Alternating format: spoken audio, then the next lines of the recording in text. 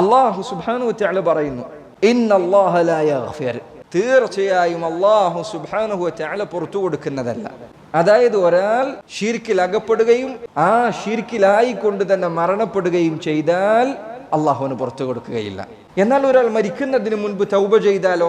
തൗബയുടെ വാതിലുകൾ രണ്ടാലൊരു കാര്യം സംഭവിച്ചാൽ അതോടുകൂടി അടക്കപ്പെടും. ഒന്നല്ലെങ്കിൽ മനുഷ്യന്റെ ആത്മാവ് തൊണ്ടക്കുടിയിലെത്തിയാൽ പിന്നെ തൗബയില്ല.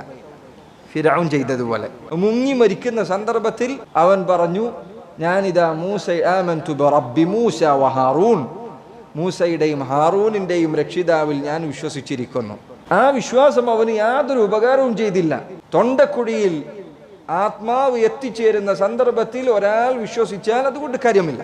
രണ്ടാമത്തെ സന്ദർഭം സൂര്യൻ പടിഞ്ഞാറ് നിന്ന് ഉദിച്ചു കഴിഞ്ഞാലാണ്. സൂര്യൻ പടിഞ്ഞാറ് നിന്ന് ഉദിക്കുന്നതോടുകൂടി അന്ത്യനാൾ ആരംഭിക്കുകയായി, പിന്നെ തൗബ സ്വീകരിക്കപ്പെടുകയില്ല.